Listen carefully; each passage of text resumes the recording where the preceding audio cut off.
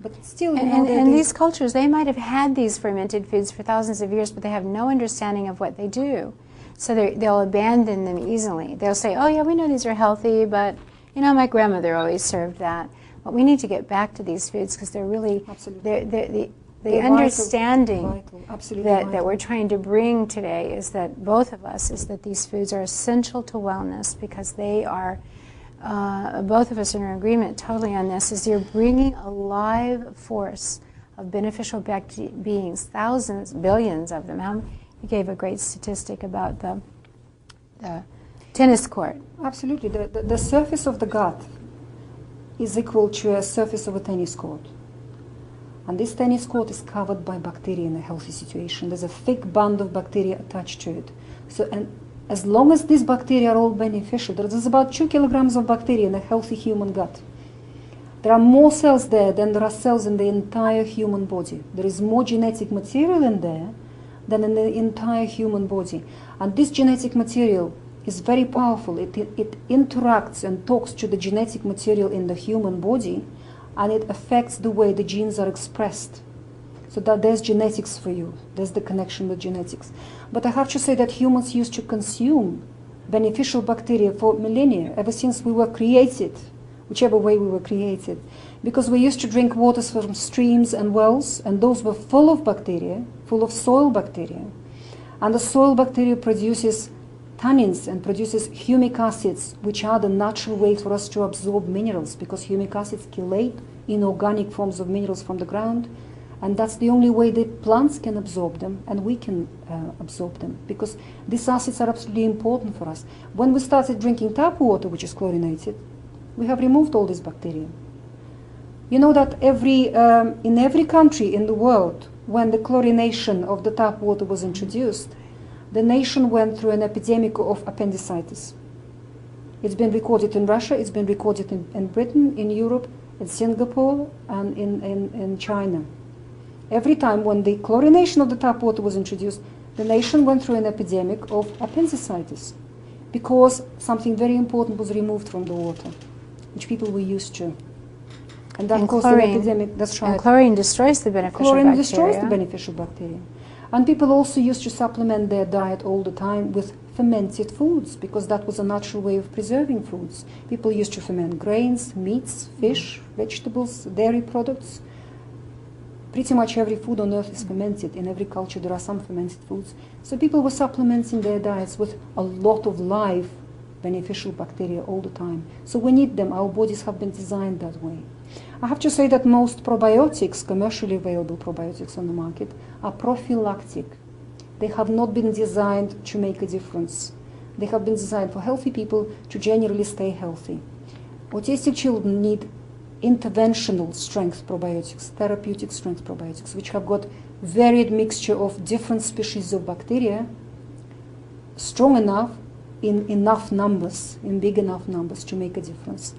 Intervention probiotics, I've got my own probiotic that I use in my clinic in Britain, called BioCult.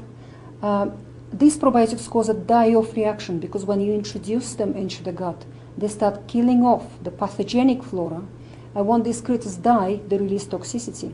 And these are the very toxins which make the child ill and make the child autistic. So initially, if you introduce a large amount of this interventional probiotic into the child's digestive tract, you'll get a so-called die-off reaction when the symptoms get worse. That's why with these probiotics it is important to start from a tiny amount, gradually build the dose up to a therapeutic level, and then the child stays on a therapeutic level for a few months, because that's how long it takes to drive out pathogens and to replace them with a beneficial flora. We have 7 principles on the body ecology diet, and one of them is the principle of cleansing. One of the things just looking back on this last couple of years that I've worked with autism and with mothers in particular, one of the things I had to begin to really teach the first groups of mothers that I worked with is this principle of cleansing, because when you start to get well, when the body, when there's more energy in the body, the first thing the body's going to do with that energy is push out toxins, because it's got to get those toxins out or you'll never get well.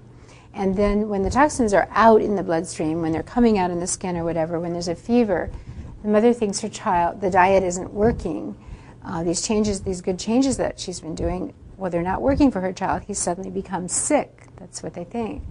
But so if we could start to people could start to understand that the body does cleanse itself. It's designed. This ability to cleanse is embedded in the very, very, very creation of this body, and we've got to get the toxins out. And when they come out, it can be an uncomfortable process. As I look back over the last couple of years where I've been working with autism, and I see the mothers who've gotten their children well, I realize that the mothers are key. They have a courage to trust that the fever that their child is having, or the flu-like symptoms, or the fact that he's lying around tired and miserable, they trust that when he goes through this, he's going to be better off. That she's been doing the right things, so it's created this unfortunate situation, but after this situation's over, the child's going to be much healthier. And many, many times after they have some major cleansing, as a matter of fact, with a young coconut kefir drink, it's very common in the first 2 weeks for the child to have one or several really foul-smelling stools, or even a couple of days of these foul-smelling stools that smell like mothballs. But once they're through that, they start to do things they've never done before. They eye contact, they become very social, they start to speak for the first time, because all these poisons have left the body.